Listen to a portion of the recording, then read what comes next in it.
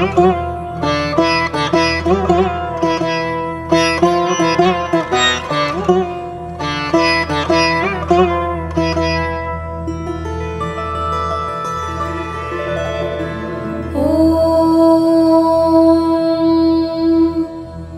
श्री दुर्गा स्तोत्र महामन्त्रस्य हिमवान् ऋषिः अनुष्टुप् छन्दः दुर्गा भगवती देवता श्री दुर्गा प्रसाद सिद्ध्यर्थे जपे विनियोगः।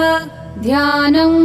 ॐ ह्रीं कालाभ्राभां कटक्षैररिकुलभयदां मौलिबद्धेन्दुरेखां शङ्खं चक्रं कृपाणं त्रिशिखमपि करैरुद्वहन्तीं त्रिनेत्रां सिंहस्कन्धादिरूढां त्रिभुवनमखिलं तेजसा पूरयन्तीं ध्यायेत् दुर्गां जयाख्यां त्रिदश परिवृतां सेवतां सिद्धिकामयीः। ओम शिवा थोमा रमा शक्तिरनंता निष्कलामला शांता माहेश्वरी नित्या शाश्वता परमा क्षमा अचिंत्या केवलानंता शिवात्मा परमात्मिका अनादिरव्यया शुद्धा सर्वज्ञा सर्वगाचला एकानेक विभागस्था मायातीता सुनिर्मला महामाहेश्वरी सत्या महादेवी निरंजना काष्ठा सर्वांतरस्थापि चिच्छक्तिश्चात्रिलालिता सर्वा सर्वात्मिका विश्वा ज्योति रूपाक्षरामृता शांता प्रतिष्ठा सर्वेशा निवृत्तिरमृत प्रदा व्योम मूर्तिर्व्योम संस्था व्योम धाराच्युता तुला अनादिनिधना मोघा कारणात्मकला कुला ऋतु प्रथम जानाभिरमृतात्म समाश्रया प्राणेश्वर प्रिया नम्या महामहिषघातिनी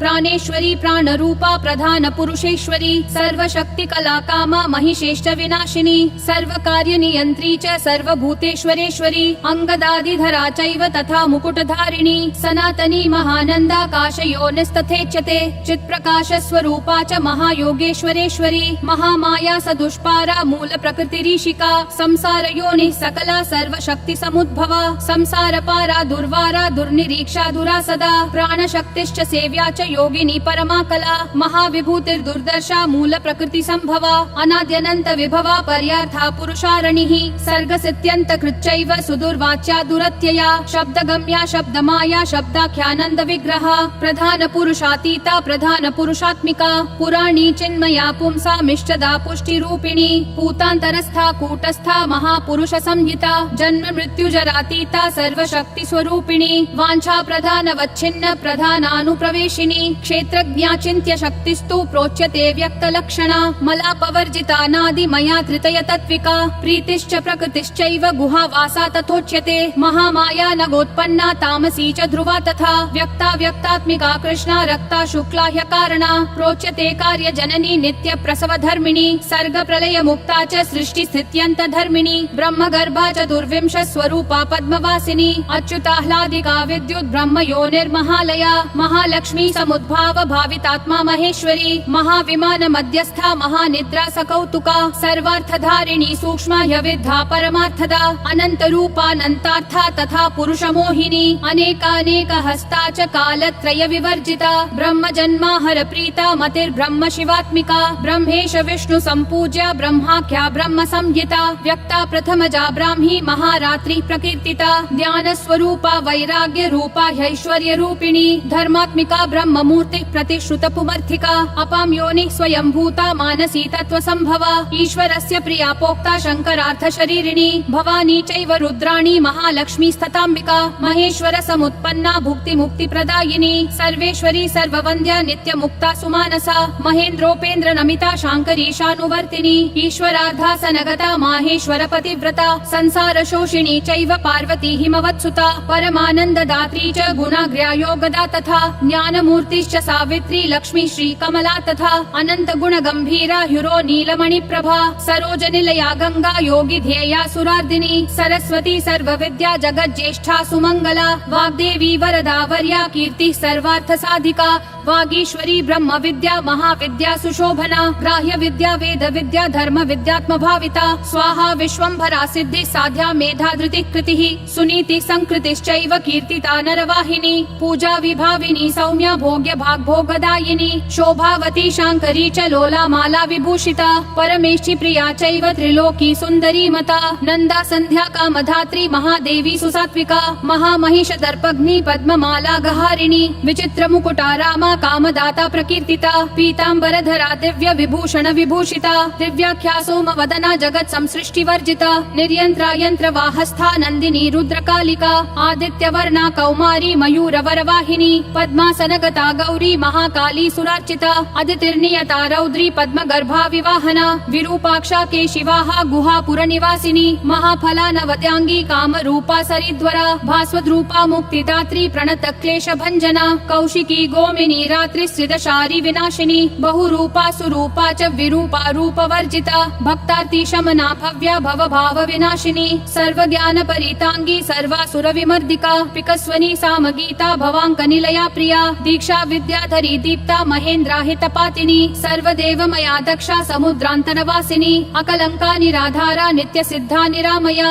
कामधेनु बृहद्गर्भा धीमती मौननाशिनी निःसंकल्पा निरातंका विनया विनयप्रदा ज्वालामाला सहस्राढ्या देवदेवी मनोमया सुभगा सुविशुद्धा च वसुदेव समुद्भवा महेन्द्रोपेन्द्र भगिनी भक्ति गम्या परावरा ज्ञान ध्येया परातीता वेदांत विषयामतिः दक्षिणा दाहिका दह्या सर्वभूत हृदि स्थिता योग माया विभागज्ञा महामोहागरीयसी संध्या सर्व समुद्भूता ब्रह्म वृक्षाश्रियादितिः बीजांकुर समुद्भूता महाशक्तिर्महामतिः ख्याति प्रज्ञावती संज्ञा महाभोगीन्द्रशायिनी ह्रीं कृति शंकरी शांतिर्गंधर्व गण सेविता वैश्वानरी महाशूला देवसेना भवप्रिया महारात्रि परानंदा शची दुस्वप्न नाशिनी ईढ्या जया जगद्धात्री दुर्विदेया स्वरूपिणी गुहांबिका गणोत्पन्ना महापीठा मरुत्सुता हव्यवाहा भवानंदा जगद्योनि प्रकीर्तिता जगन्माता जगन्मृत्युर्जरातीता च बुद्धिदा सिद्धिदात्री रत्नगर्भा रत्नगर्भाशया परा दैत्यहंत्री स्वेष्टदात्री मंगलैक सुविग्रहा पुरुषांतर्गता चैव समाधिस्था तपस्विनी दिविस्थिता त्रिनेत्रा च सर्वेन्द्रियमनाधृतिः सर्वभूत हृदिस्था च तथा संसारतारिणी वेद्या ब्रह्म विवेद्या च महालीला प्रकीर्तिता ब्राह्मणी बृहति ब्राह्मी ब्रह्म भूताघहारिणी हिरण्मयी महादात्री संसार परिवर्तिका सुमालिनी सुरूपा च भास्विनी धारिणी तथा उन्मूलिनी सर्वसभा सर्व प्रत्यय साक्षिणी सुसौम्या चंद्र वदना तांडवासक्त मानसा सत्व शुद्धिकरी शुद्धा मलत्रय विनाशिनी जगत्त्रयी जगन्मूर्ति श्रीमूर्तिरमृताशया विमानस्था विशोका च शोकनाशिन्यनाहता हेमकुंडलिनी काली पद्मवासा सनातनी सदा कीर्तिः सर्वभूतशया देवी सतां प्रिया ब्रह्ममूर्ति कला चैव कृत्तिका कंजमालिनी व्योमकेशा क्रिया शक्ति ऋच्छा शक्ति परागतिः शोभिका खंडिका भेद्या भेदा भेद विवर्जिता अभिन्ना भिन्न संस्थाना वशिनी वंशधारिणी गुह्य शक्तिर्गुह्य तत्वा सर्वदा सर्वतोमुखी भगिनी च निराधारा निराहारा प्रकीर्तिता निरंकुश पदोद्भूता चक्रहस्ता विशोधिका सग्विणी पद्म संभेदकारिणी परिकीर्तिता परावर विधानज्ञा महापुरुष पूर्वजा परावरज्ञा विद्या च विद्युज्जिह्वाजिताश्रया विद्यामयी सहस्राक्षी सहस्रवदनात्मजा सहस्ररश्मिः सत्त्वस्था महेश्वर पदाश्रया ज्वालिनी सन्मया व्याप्ता चिन्मया पद्मभेदिका महाश्रया महामंत्रा महादेव मनोरमा व्योमलक्ष्मी सिंहरथा चेकितानामित प्रभा विश्वेश्वरी भगवती सकला कालहारिणी सर्ववेद्या सर्वभद्रा गुह्या दूढ़ा गुहारिणी प्रलया योगधात्री च गंगा विश्वेश्वरी तथा कामदा कनका कांता कंज गर्भ प्रभा तथा पुण्यदा कालकेशा च भोक्त्री पुष्करिणी तथा सुरेश्वरी भूतिदात्री भूति भूषा प्रकीर्तिता पंच ब्रह्म समुत्पन्ना परमार्थार्थ विग्रहा वर्णोदया भानुमूर्तिर्वाग्विज्ञेया मनोजवा मनोहरा महोरस्का तामसी वेद रूपिणी वेद शक्तिर्वेद माता वेद विद्या प्रकाशिनी योगेश्वरेश्वरी माया महाशक्तिर्महामयी विश्वान्तस्था वियन्मूर्तिर्भार्गवी सुरसुन्दरी सुरभिर्नन्दिनी विद्यानन्द गोपतनूद्भवा भारती परमानन्दा परावर विभेदिका सर्व प्रहरणोपेता काम्या कामेश्वरेश्वरी अनन्तानन्द विभवा हृल्लेखा कनक प्रभा कूष्माण्डा धन रत्नाढ्या सुगन्धा गन्धदायिनी त्रिविक्रम पदोद्भूता चतुरास्या शिवोदया सुदुर्लभा धनाध्यक्षा धन्या पिङ्गललोचना शान्ता प्रभा स्वरूपा च पंकजायत लोचना इंद्राक्षी हृदयांतस्था शिवा माता च सत्क्रिया गिरिजा च सुगूढ़ा च नित्य पुष्टा निरंतरा दुर्गा कात्यायनी चंडी चंद्रिका कांत विग्रहा हिरण्यवर्णा जगति जगद्यंत्र प्रवर्तिका मंदराद्रि निवासा च शारदा स्वर्णमालिनी रत्नमाला रत्नगर्भा व्युष्टिर्विश्व प्रमाथिनी पद्मानंदा पद्मनिभा नित्य पुष्टा कृतोद्भवा नारायणी दुष्ट शिक्षा सूर्य माता वृषप्रिया महेंद्र भगिनी सत्या सत्य भाषा सुकोमला वामा च पंच तपसां वरदात्री प्रकीर्तिता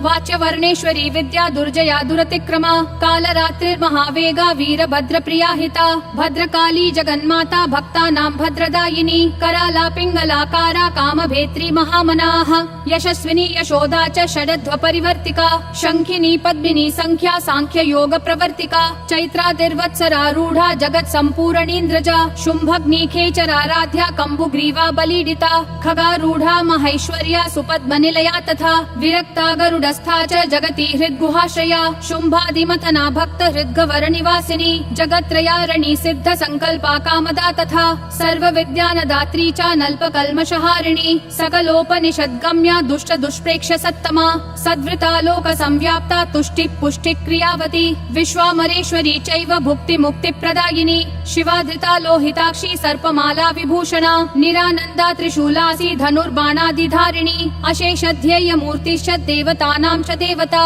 वराम्बिका गिरेः पुत्री विशुम्भ विनिपातिनी सुवर्णा स्वर्णलसितानन्तवर्णा सदा धृता शाङ्करी शान्तहृदया अहोरात्र विधायिका विश्वगोप्त्री गूढरूपा गुणपूर्णा च गार्ग्यजा गौरी शाकम्भरी सत्यसन्धा सन्ध्यात्रयी धृता सर्वपाप विनिर्मुक्ता सर्वबन्ध विवर्जिता सांख्य योग समाख्याता अप्रमेया मुनीडिता विशुद्ध सुकुलोद्भूता बिन्दुनाद समाधृता शम्भु वामाङ्कगा चैव शशितुल्य निभानना वनमाला विराजन्ती अनन्त शयनाधृता नर नारायणोद्भूता नारसिंही प्रकीर्तिता दैत्य प्रमाथिनी शङ्ख चक्र पद्म गदाधरा संकर्षण समुत्पन्ना अम्बिका सज्जनाश्रया सुवृता सुन्दरी चैव धर्म कामार्थदायिनी मोक्षदा भक्ति निलया पुराण पुरुषाधृता महाविभूतिदाराध्या सरोजनिलया समा अष्टादश भुजा नादिर्नीलोत्पलदलाक्षिणी सर्वशक्ति समारूढ़ा धर्मा धर्म विवर्जिता वैराग्य ज्ञान निरता नीरा लोका निरिन्द्रिया